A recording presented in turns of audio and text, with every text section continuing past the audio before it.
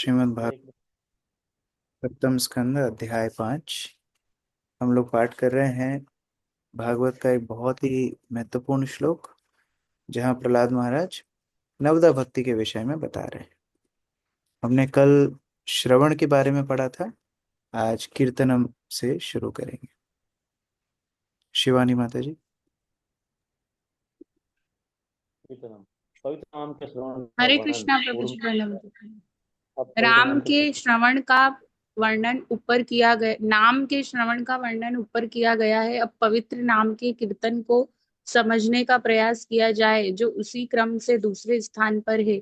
ऐसी संस्तुति है कि कीर्तन कीर्तन उच्च स्वर से किया जाए। श्रीमद् भागवत में नारद मुनि कहते हैं कि उन्होंने बिना किसी लज्जा के भगवान के नाम का कीर्तन करते हुए विश्व का भ्रमण प्रारंभ किया। इसी प्रकार श्री चैतन्य महाप्रभु ने उपदेश दिया है। प्रणादपि सुनिचेन तरोरपि सहिष्णुना अमानिना मानदेन कीर्तनीय सदा हरि। भक्त को चाहिए कि घास से भी अधिक विनम्र होकर, वृक्ष की भांति सहिष्णु होकर तथा हर एक को नमस्कार करते हुए, किसी से आदर की इच्छा रखते हुए शांति पूर्वक भगवान के पवित्र नाम का कीर्तन करे। ऐसी योग्यताएं भगवान से संपन्न कर, ऐसी योग्यताएं भगवान के नाम का कीर्तन करना सुगम सुगम बना देती है। कोई भी व्यक्ति दिव्य कीर्तन की विधि को सरलता से संपन्न कर सकता है, यहाँ तक कि जो शरीर से अक्षम है, अन्यों की तुलना में नीच है, भौतिक योग्यताओं से रहित है, या जिसने पुण्य कर्म नहीं किए हैं, उसके लिए भी पवित्र नाम का कीर्तन लाभप्रद है। आध्यात्मिक जीवन में उन्नति के लिए उच्च कुल में जन्म, उच्च शिक्षा, सुंदर शरीर, धन तथा पुण्य कर्मों के फल व्यर्थ है, क्योंकि एकमात्र पवित्र नाम के कीर्तन द्वारा मनुष्य प्रगति कर सकता है। वैदिक साहित्य के प्रामाणिक स्रोत से यह ज्ञात है कि विशेष रूप से इस कलयुग के लोग अल्पायु हैं, उनके स्वभाव अत्यंत बुरे हैं और वे अप्रामाणिक भक्ति की विधियों को स्वीकार करने के लिए तैयार रहते हैं। यही नहीं, वे भौतिक दशा द्वारा सदैव उद्विग्न रहते हैं और परम अभागे हैं। ऐसी परिस्थिति में यज्ञ, दान, तप तथा क्रिया जैसी अन्य विधियों को संपन्न कर पाना संभव नहीं हो पाता है। ये अतएव संस्तुति की गई है। कीर्तन के महत्व को समझना बहुत आवश्यक है। जितना ज्यादा हम इसके महत्व को समझेंगे, उतना ज्यादा ही इस कीर्तन में उत्साही रहेंगे। भगवान का नाम लेने में हमेशा उत्साही रहना चाहिए। यद्यपि हम कीर्तन के साथ नृत्य भी करते हैं, कई म्यूजिकल इंस्ट्रूमेंट्स भी बजाते हैं, लेकिन प्रधान होना चाहिए भगवान का नाम। और विशेषता हम देखते हैं नए लोगों में बहुत झिझक होती है नाम लेने में। अभी कोई हिप हिप करेगा तो हुर्रे सब चिल्लाएंगे, उसमें कोई शर्म नहीं आती। लेकिन भगवान का नाम लेने में बहुत शर्म आती है, क्योंकि वो वास्तव में महत्व नहीं जानते। इसीलिए भगवान का नाम लेने के लिए चैतन्य महाप्रभु ने कुछ गुण बताए हैं। जब व्यक्ति तृण से भी अधिक अपने आप को विनम्र मानेगा, सहिष्णु होगा और दूसरों को सम्मान देना सीखेगा, तब भगवान का नाम ले पाएगा। अन्यथा भगवान का नाम लेना बहुत बहुत कठिन हो जाता है। गायत्री माता जी। हरे कृष्ण प्रभु। हरे नाम हरे नाम ये केवलम। कलो नास्ते व गतिरन्यथा। कलह तथा कपट के इस युग में उद्धार का एकमात्र साधन भगवान के नाम का कीर्तन है। अन्य कोई उपाय नहीं है, अन्य कोई उपाय नहीं है, अन्य कोई उपाय नहीं है। भगवान के पवित्र नाम के कीर्तन मात्र से मनुष्य आध्यात्मिक जीवन में प्रगति करता है। जीवन की सरलता हेतु यह सर्वोत्तम विधि है। अन्य युगों में भी नाम कीर्तन एक एक जैसे रूप में से शक्तिशाली होते हैं, किंतु इस कलयुग में यह विशेष रूप से शक्तिशाली है। कीर्तनाद एवं कृष्णस्थ मुक्त संग परम व्रजत। केवल भगवान श्री कृष्ण के पवित्र नाम कीर्तन से मनुष्य मुक्त हो जाता है और भगवत धाम को वापस जाता है। अंततः यदि कोई व्यक्ति भक्ति की अन्य विधियां अपनाता है, तो उसे पवित्र नाम के कीर्तन को आध्यात्मिक जीवन में अग्रसर होने की प्रमुख विधि के रूप में ग्रहण करना चाहिए।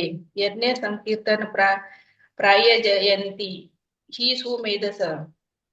ये जो अत्यंत तीक्ष्ण बुद्धि वाले हैं, उन्हें भगवान के पवित्र नाम के कीर्तन की यह विधि ग्रहण करनी चाहिए, किंतु उन्हें विभिन्न प्रकार के कीर्तन गढ़ने नहीं चाहिए। मनुष्य को शास्त्रों संतुष्ट संतुष्ट पवित्र नाम के कीर्तन पर गंभीरता पूर्वक स्थिर रहना चाहिए। हरे कृष्ण कृष्ण कृष्ण हरे हरे, हरे राम राम राम हरे हरे। श्री भगवान के पवित्र नाम का कीर्तन करते हुए मनुष्य को 10 अपराधों से बचना चाहिए। सनत कुमार ने से पता चलता है कि यदि कोई कीर्तन अनेक को बताते हुए समझाया जा रहा है किस प्रकार भगवान का नाम मात्र ग्रहण करने से व्यक्ति मुक्त हो सकता है। और इसीलिए जो बहुत बुद्धिमान है सुमेध सा वो हरिनाम संकीर्तन को अपने जीवन में अपनाते हैं, क्योंकि इतनी कीर्तन की महिमा सुनने के बाद भी अगर कोई भगवान का नाम ना ले तो वो फिर बुद्धिमान नहीं कहलाएगा। और ऐसा भी नहीं कि कोई भी नाम जप करना है, शास्त्र में जो वर्णित है कली के प्रभाव को नाश करने वाला हरे कृष्ण महामंत्र का जप करना है, लेकिन ये जप करने के लिए कुछ अपराधों से बचना चाहिए। ब्रजेश प्रभु। श्री भगवान के पवित्र नाम का कीर्तन करते हुए मनुष्य को 10 अपराधों से बचना चाहिए। सनत कुमार से पता चलता है कि यदि कोई अनेक प्रकार से भयंकर अपराधी भी हो तो श्री भगवान के पवित्र नाम की शरण ग्रहण करने पर वह अपराधी जीवन से मुक्त हो जाता है। यदि भी मनुष्य 2 पैर वाले पशु से उत्तम नहीं है तो भी वह यदि भगवान नाम की शरण ग्रहण करता है तो मुक्त हो जाएगा। अतः मनुष्य को अत्यंत सतर्क रहना चाहिए कि वह श्री भगवान के पवित्र नाम के चरण कमलों पर अपराध न होने दे। यह अपराध इस प्रकार है: वक्त की निंदा करना, विशेष रूप से उस वक्त की जो भगवान के नाम की महिमा के प्रचार में लगा हुआ है। शिवजी या किसी अन्य देवता के नाम को पूर्ण पुरुषोत्तम भगवान के नाम के समरूप शक्तिशाली समझना। न तो कोई पूर्ण पुरुषोत्तम भगवान के समतुल्य है, न उनसे श्रेष्ठ है। गुरु की आज्ञा का पालन न करना। वैदिक ग्रंथों की या उनका अनुसरण करके लिखे हुए ग्रंथों की निंदा करना। यह टीका करना कि भगवान के नाम की महिमा बढ़ा चढ़ाकर कही जाती है। पवित्र नाम की व्याख्या भिन्न प्रकार से करना। पवित्र नाम के कीर्तन के बल पर पाप कर्म करना। पवित्र नाम के कीर्तन की तुलना पुण्य कर्मों से करना।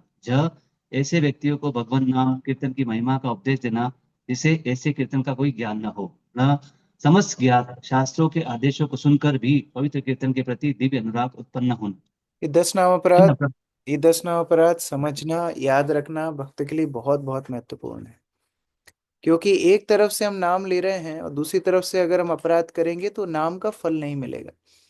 जैसे कोई मटके में अगर कोई छेद कर दे, पानी डालता जाए लेकिन वो मटके में पानी रुकेगा नहीं, उसी तरह ये 10 नाम अपराध हमारी भक्ति के सारे पोषण को चूस लेते हैं।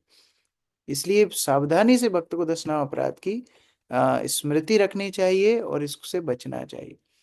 इसमें सर्वप्रथम है साधु निंदा।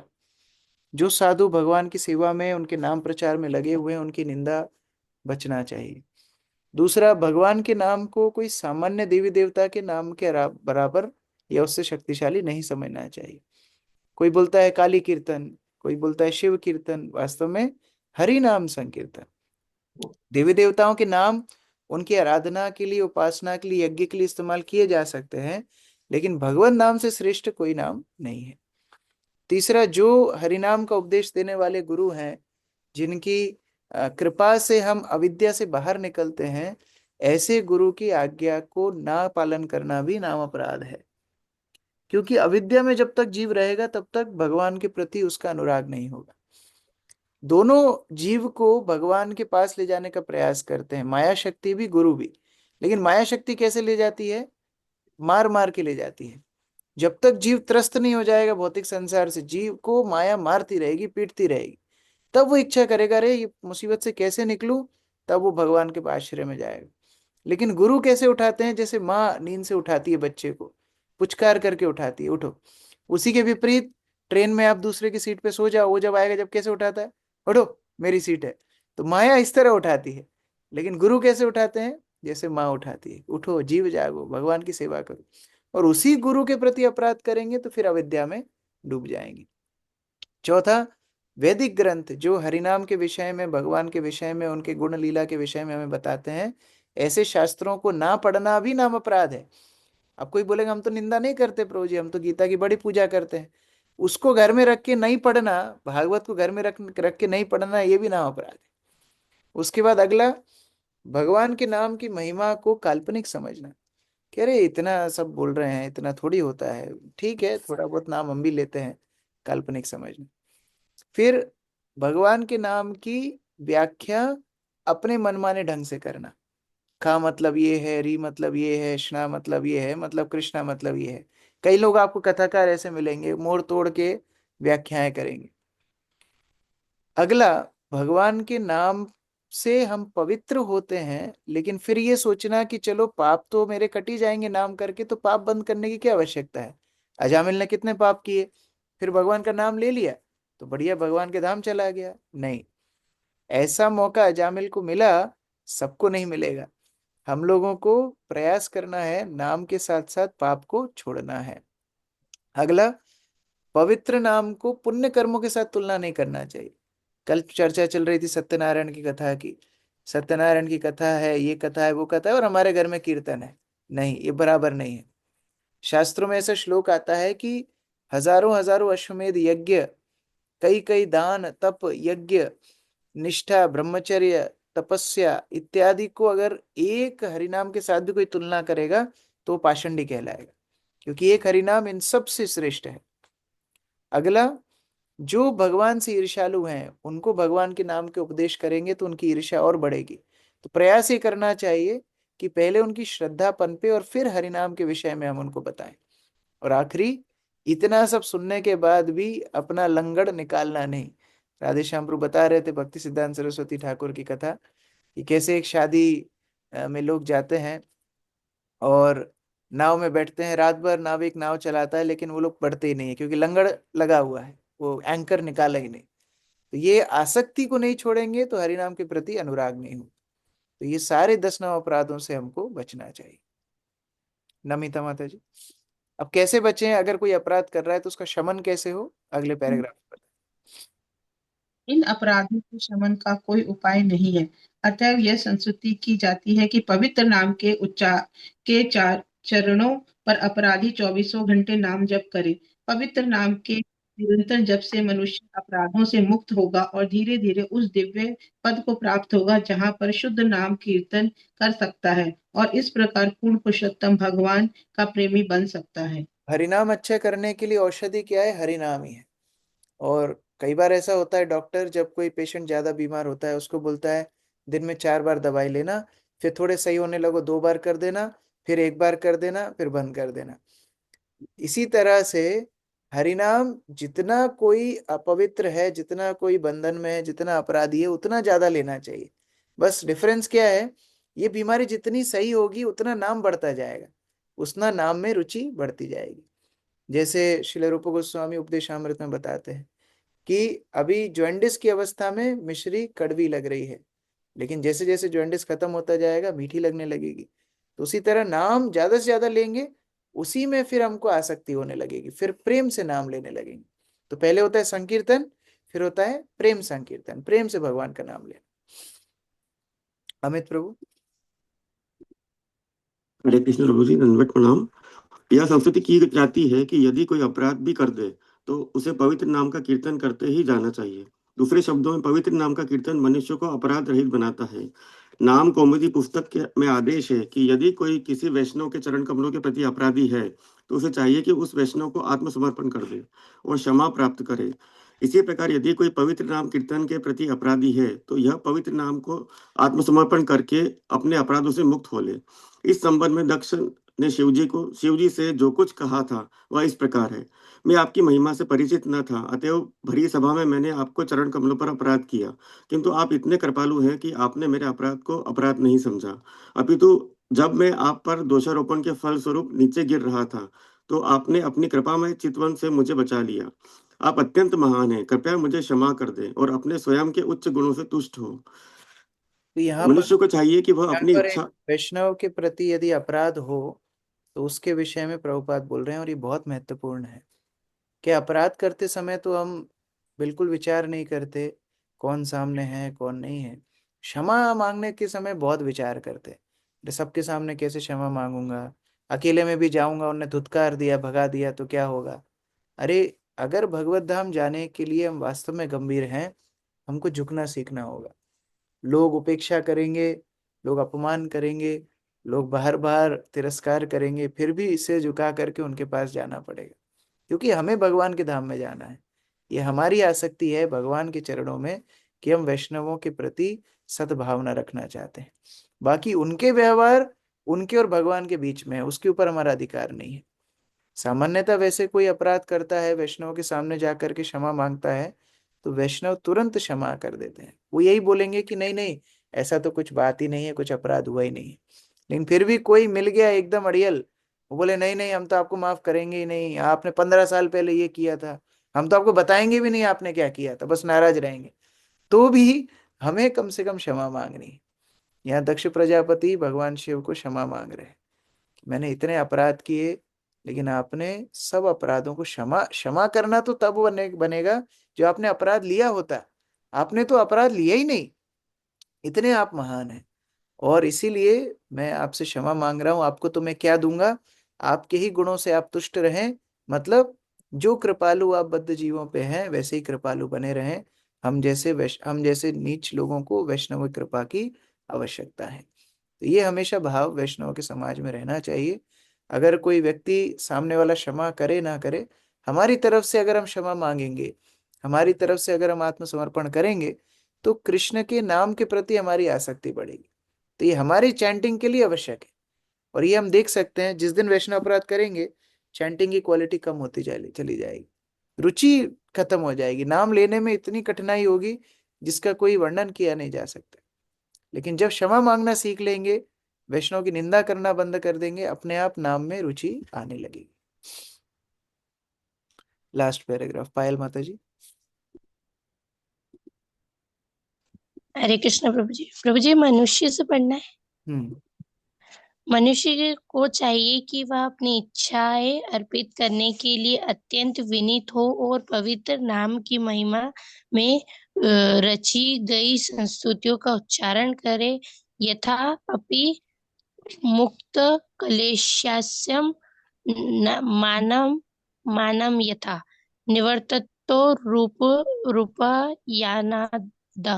भगवान के चरण कमलों पर किए गए अपराध से मुक्त होने के लिए ऐसी प्रार्थनाएं करनी चाहिए। तो इस पूरे पूरे खंड में हमने क्या क्या सीखा, थोड़ा रिवाइज कर लेते हैं। सबसे पहले हमने नाम की महिमा देखी कि कीर्तन करना क्यों चाहिए। फिर कीर्तन करने के लिए फर्स्ट क्वालिफिकेशन क्या चाहिए, प्रवेश कैसे हो, तृणादपि सुनिचेन तरुरिव शेषणा माने न माने देना कीर्तन न सदाहरि, ये प्रवेश करने की विधि है। अब प्रवेश करने के बाद किन बातों का ध्यान रखना चाहिए, 10 नाम अपराध का ध्यान रखना चाहिए। जो लोग जब कर रहे हैं उनको 10 नाम अपराध से बचना चाहिए। और अगर अपराध हो रहे हैं या अपराध हुए हैं पास्ट में, तो 3 चीजें प्रभुपाद बोल रहे हैं। एक, नाम निरंतर करते रहना है। दूसरा, वैष्णवों के प्रति किए गए अपराधों के लिए वैष्णवों से क्षमा मांगना है। तीसरा, भगवान को भी क्षमा मांगना है, भगवान के भी चरणों में प्रार्थना करना है कि हे भगवान, अपराध क्षमा कीजिए, हमको नाम के प्रति रुचि दीजिए। ये 3 चीजें करने से पूर्व में किए गए अपराधों से हम बच सकते हैं। अगला नीतू माता जी।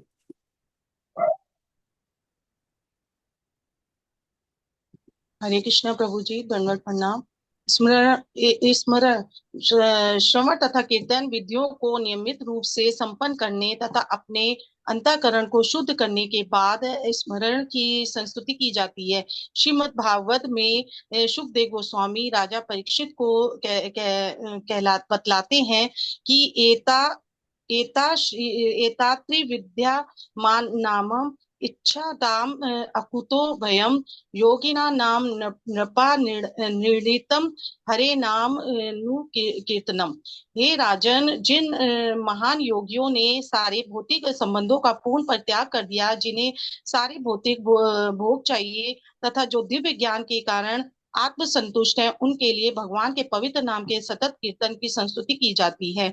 भगवान के साथ विभिन्न संबंधों के अनुसार नामानुकीर्तन अर्थात भगवान के पवित्र नाम के कीर्तन के अनेक भेद हैं। अतः विभिन्न संबंधों एवं रसों के अनुसार स्मरण के 5 प्रकार हैं। तो ये देखिए, इस कई बार प्रकार लोग बोलते हैं कि हमारा तो ना हमेशा भगवान का चिंतन मन में चलता रहता है। वो झूठ क्यों बोलते हैं? जब तक श्रवण कीर्तन पक्का ना हो, भगवान का स्मरण संभव नहीं है। ये हमारे लिए साधकों के लिए कठिन है, तो जो साधना नहीं कर रहा है उसके लिए क्या क्या संभावना है। इसलिए पहले कीर्तन और कीर्तन के पहले श्रवण, श्रवण और कीर्तन जब तक पक्के नहीं होंगे तब तक स्मरण होगा ही नहीं। हम लोग कर्मचारी बन के रह जाएंगे, काम कर रहे हैं, बहुत सारे हाथ पैर घुमा रहे हैं, लेकिन वास्तव में भगवान की सेवा नहीं है, क्योंकि चिंतन नहीं है। कोई भी क्रिया को भगवान की भक्ति में कब परिणत किया जाता है? जब चेतना में कृष्ण होते हैं। चेतना में कृष्ण नहीं है तो फिर वो सेवा नहीं हुई, वो फिर कर्म हो गया। और इसीलिए श्रवण और कीर्तन बहुत महत्वपूर्ण है। हमें अलग से समय निकालना पड़ेगा श्रवण करने के लिए, कीर्तन करने के लिए, तब जाकर के ये स्मरण संभव होगा। 5 प्रकार के स्मरण बता रहे हैं श्याम गोविंद प्रभु।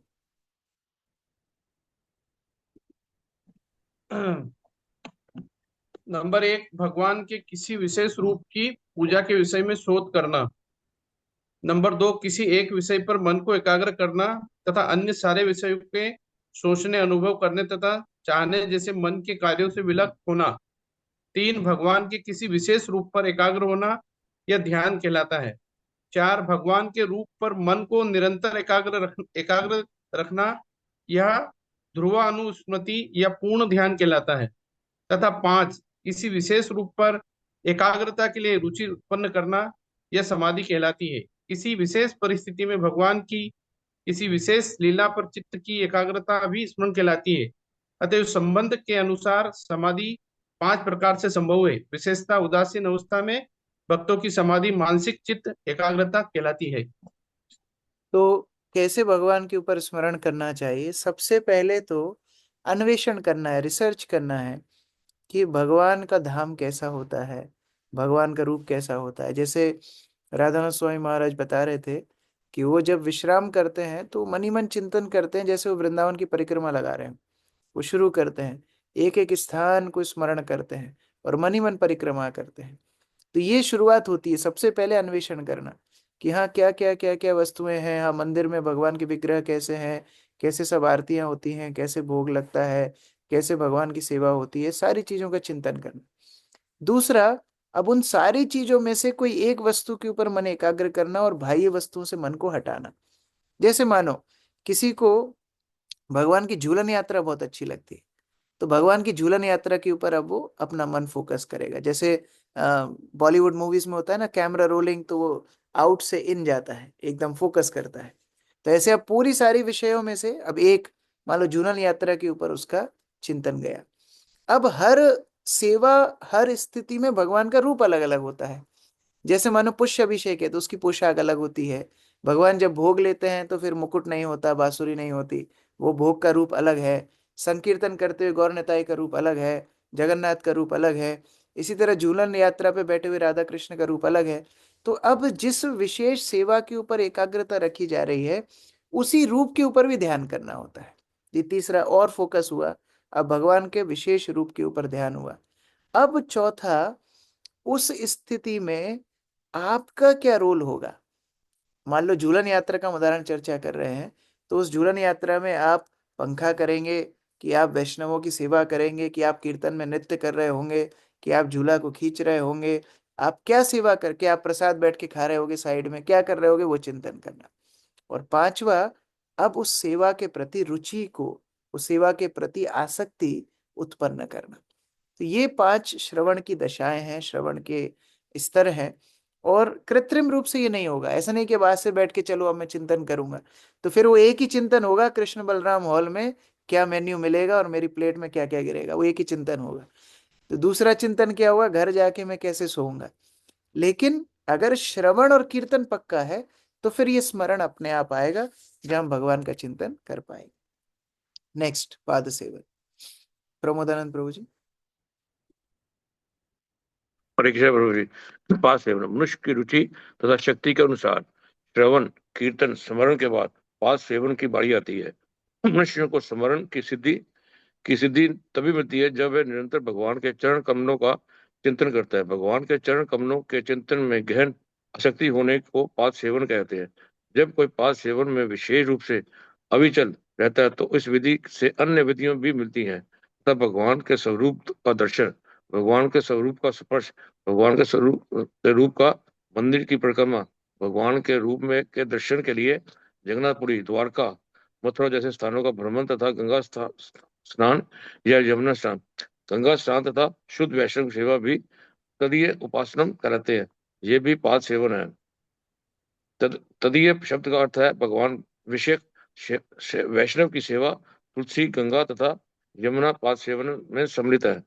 पाद सेवन की ये सारी विधियां मनुष्य को आध्यात्मिक जीवन में तेजी से प्रगति करने में सहायता करती है। अर्चनम। इस प्रकार से पाद सेवनम, पाद सेवन मतलब भगवान के चरणों की सेवा।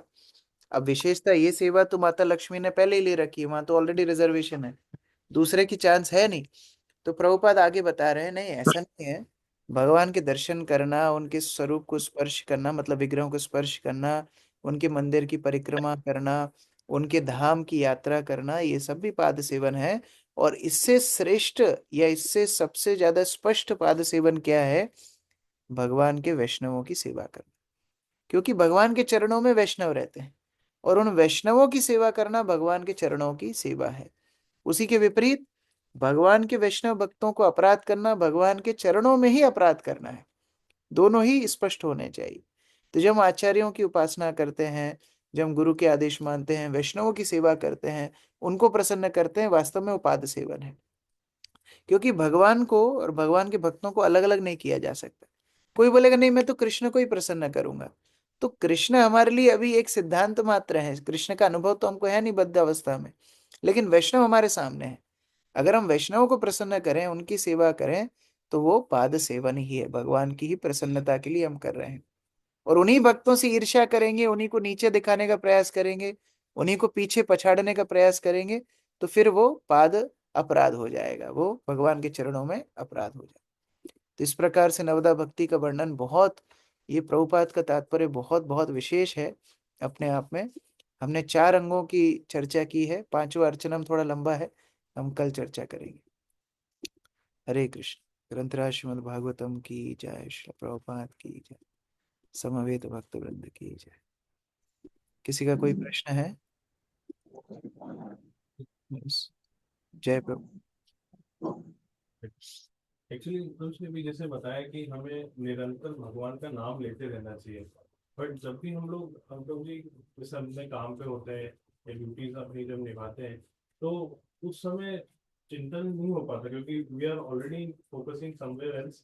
तो उस समय कैसे इस चीज को अप्लाई करें? प्रश्न है कि हमेशा भगवान के नाम का कीर्तन या स्मरण चलते रहना चाहिए, लेकिन हम जॉब पे जाते हैं तो नहीं कर पाते हैं। इसी के लिए सुबह का मॉर्निंग प्रोग्राम बहुत महत्वपूर्ण है, क्योंकि आप सुबह 4 बजे से लेके 8-9 बजे तक जब भगवान के स्मरण का अभ्यास करते हो, धीरे धीरे धीरे धीरे वो अभ्यास आपका 24 घंटे स्मरण करने का हो जाएगा। इसलिए सुबह के मॉर्निंग प्रोग्राम को बहुत महत्वपूर्ण भूमिका देनी चाहिए, उसको मिस नहीं करना चाहिए। वो भी मिस हो गया तो रह कोई 24 घंटा भी नहीं होगा, लेकिन कम से कम सुबह 4-5 घंटे हमने भगवान को दिए जप करने में, दर्शन करने में, मंगला आरती, भागवत श्रवण इत्यादि, तो वो पावर पैक आपको जो एक्सपीरियंस मिलेगा, उससे फिर बाकी दिन में भी स्मरण धीरे धीरे होने लगे। भुवन मोहिनी माता जी। हरे कृष्णा प्रभु जी, दंडवत प्रणाम। प्रभु जी एक बार वो फिर से बता दीजिए, स्मरण में 5 अंग कैसे, मतलब वो याद भी रखना है इसलिए। स्मरण में सबसे पहले तो भगवान की जितनी वस्तुएं हमको स्मरण है, मान लो पूरे धाम जितने स्मरण है, जैसे हम प्रेम ध्वनि देते हैं तो उसमें वृंदावन, मायापुर, जगन्नाथपुरी, गंगा, यमुना सबको स्मरण करते हैं।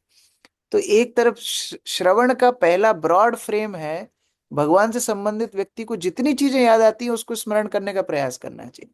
सबसे पहला स्तर वो है। दूसरा स्तर है, अब उस पूरे स्मरण में से कोई एक स्थिति, सम पर्टिकुलर सिचुएशन के ऊपर भक्त फोकस करता है। जैसे हमने झूलन यात्रा का उदाहरण दिया, तो अब ये एक स्थिति है जहां भगवान की एक तरह से सेवा चल रही है। तो अब उस बहुत सारी वस्तुओं में से एक में फिल्टर आउट किया। जैसे मानो कोई नवदीप लीला में स्मरण करना चाहता है, तो चैतन्य महाप्रभु का संकीर्तन पे मान लो फोकस कर रहा है, तो एक स्थिति हो गई। अब उस स्थिति के अनुसार भगवान के रूप हैं, जैसे संकीर्तन में भगवान चैतन्य महाप्रभु के रूप हैं, जगन्नाथपुरी में सन्यासी के रूप में है, मानो वृंदावन में राधा कृष्ण के रूप में है, तो अलग अलग रूप हैं। तो फिर वो रूप के ऊपर फोकस हो गया, थर्ड। अब फोर्थ है, उस स्थिति में और उस रूप के प्रति हमारी क्या सेवा भाव है, हमारा क्या रोल है, हम भी तो उसके पार्ट हैं, तो हम उस क्या भगवान की सेवा करना चाहेंगे, ये चौथी स्थिति आ गई। और फिर 5वीं, उस क्रिया, उस सेवा, उस स्थिति के प्रति आसक्ति डेवलप करना, अब कनेक्शन बैठ गया, तब उसको और प्रगाढ़ करना। ये पांचवी स्थिति श्रवण की होती, स्मरण की होती है। थैंक यू सो मच प्रभु। प्रभु और दो क्वेश्चन है, मैं ग्रुप में नहीं पूछना चाहती, आपको व्हाट्सएप कर दूं? हाँ हाँ, श्योर श्योर। ठीक है, ओके। हरे कृष्णा प्रभु जी, धन्यवाद, प्रणाम। प्रभु।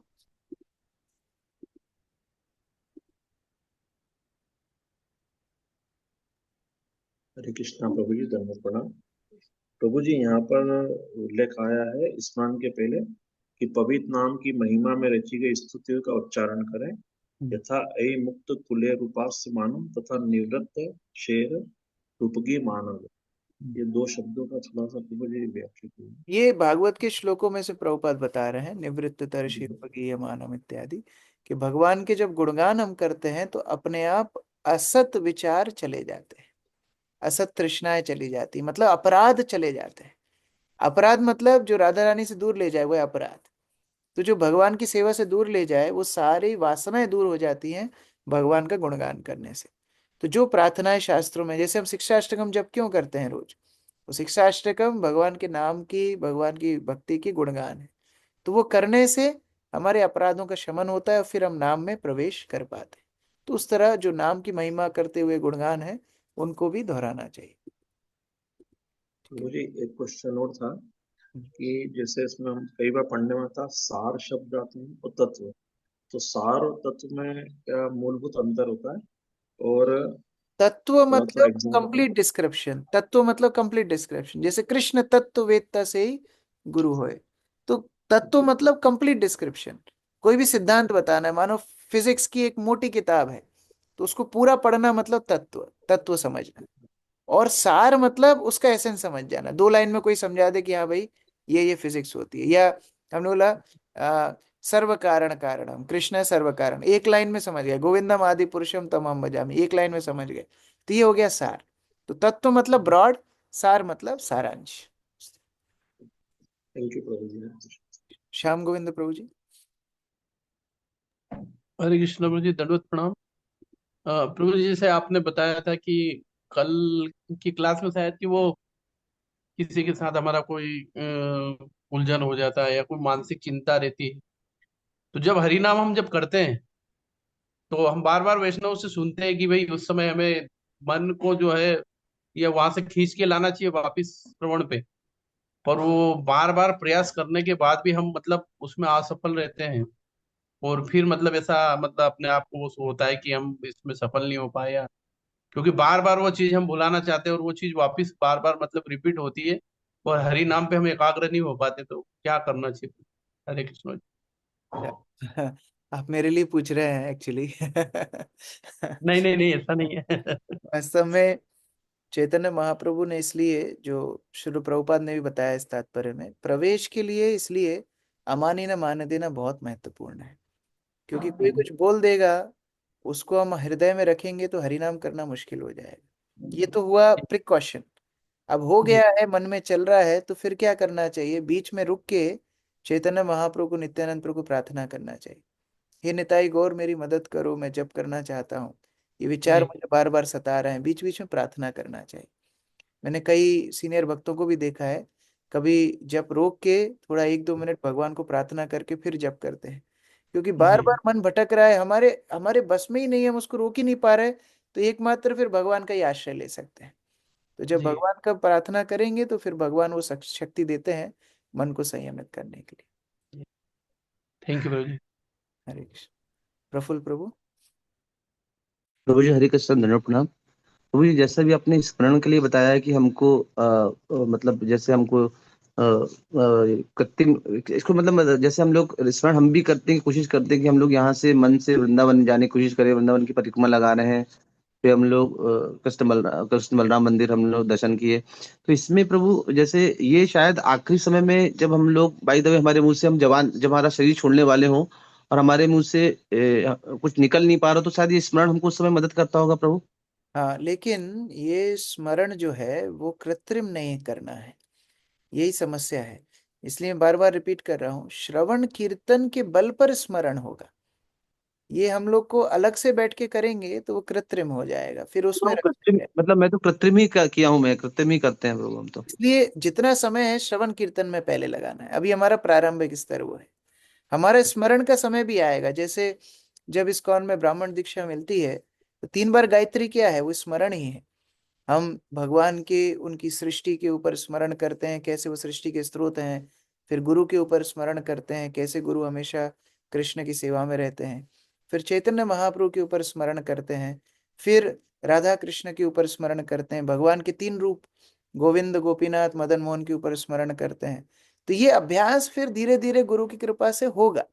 लेकिन अभी प्रारंभिक स्तर में हमको यही करना है, अभी श्रवण और कीर्तन पे ध्यान देना है। फिर स्मरण अपने आप गुरु की कृपा से धीरे धीरे धीरे वो अभ्यास में आ जाएगा। ठीक है।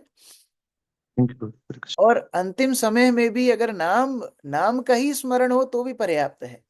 जरूरी नहीं है कि हमारे मुख से नाम निकले, अगर नाम का स्मरण भी हो गया तो भी पर्याप्त है, क्योंकि नाम तो परिपूर्ण है, भगवान स्वयं नाम है।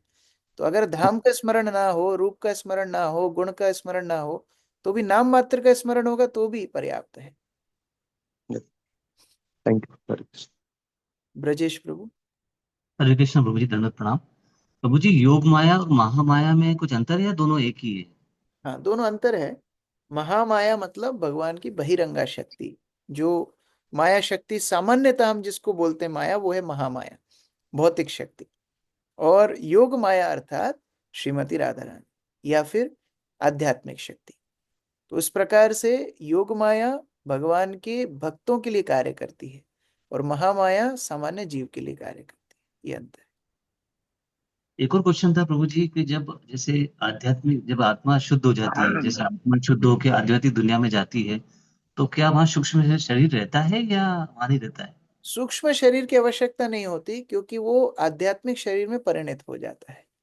जैसे मन आध्यात्मिक मन हो जाता है, बुद्धि आध्यात्मिक बुद्धि हो जाती है, अहंकार आध्यात्मिक अहंकार हो जाता है कि मैं कृष्ण का दास हूं। तो वहां पर अलग अलग शरीर नहीं होते कि स्थूल शरीर अलग, सूक्ष्म शरीर अलग, आत्मा अलग, नहीं। वहां केवल आत्मा का स्वरूप होता है जो आध्यात्मिक स्वरूप होता है। थैंक यू प्रभु, हरे कृष्ण। जगदानंद प्रभु। हरे कृष्ण प्रभु जी, दंडवत प्रणाम। प्रभु जी, जो आपने वो अभी 10 पॉइंट बताए वो नोटबुक में नोट कर सकते हैं आप? अपने को क्या याद रहेगा, क्योंकि कौन नोटबुक तो हमेशा आप, अपने पास रहते हैं। आप नाम अपराध का बोल रहे हो? हाँ जी प्रभु जी। हाँ, नाम अपराध हम लोग ग्रुप में अभी शेयर कर देते हैं, सब भक्तों याद रखेंगे तो अच्छा है।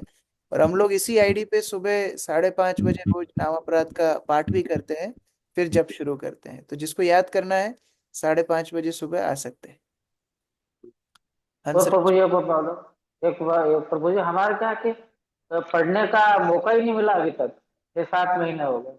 अच्छा, मैं ना आपका हैंड रेज नहीं देख पाता हूँ। आप ऐसे हाथ उठाते हो, लेकिन ये जूम जी में डिजिटल हैंड रेज है।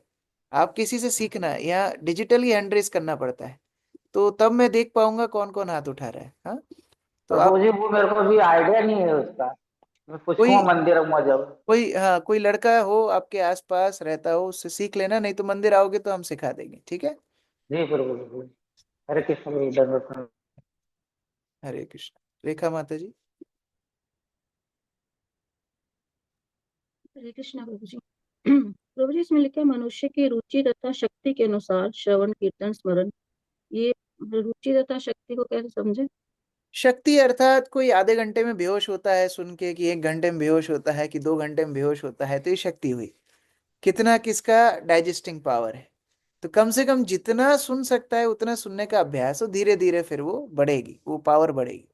और रुचि, 1 घंटा बैठा तो सब, 1 घंटा 100 भक्त बैठे हैं, लेकिन कोई बहुत उत्साह से सुन रहा है, कोई एकदम टाइम पास बार बार घड़ी देख रहा है। तो उसके अनुसार श्रवण फलित होता है। तो एक तो मात्रा भी बढ़ानी है श्रवण की, और दूसरा रुचि भी बढ़ानी, क्वालिटी क्वांटिटी। ठीक है। और प्रभु जी, हम ये बताना था कि हम नाथ द्वारा दर्शन करके आए प्रभु जी। हरि बोल। Thank you. हरे कृष्ण। हरे कृष्ण। कल मेरे पास नाथ द्वारा का प्रसाद आया एक भक्त के द्वारा। जी, मोहन गौचन प्रभु आप जी के साथ गए थे। आपने ही भेजा होगा शायद। हरे कृष्ण। हरे कृष्णा प्रभु। आद्या। प्रभु जी, पंचतत्व महामंत्र में अद्वैत आचार्य का मतलब आदि शिव होता है। तो आदि शिव शिव में अंतर है हाँ, आदिशिव। और शिव जी में कोई अंतर है? एक्चुअली आदि शिव ही मूल शिव हैं, जो ओरिजिनल शिव हैं उनको आदि शिव बोलते हैं। लेकिन फिर उनके कई विस्तार भी होते हैं, जैसे कृष्ण। कृष्ण के भी कई रूप है ना, कई अवतार हैं, जैसे नृसिंह, वामन, कूर्म इत्यादि। ऐसे ही भगवान शिव के भी कई एक्सपेंशन होते हैं, कई रूप होते हैं। तो जो सदा शिव हैं, जो आदि शिव हैं, वो भगवान के परम वैष्णव हैं। तो उनके रूप हैं अद्वैताचार्य, तो उनको हम लोग प्रणाम करते हैं। ठीक है, वो आध्यात्मिक जगत में ही रहते हैं। हरे कृष्ण। प्रभुपाद की जय, समवेत भक्त वृंद की जय।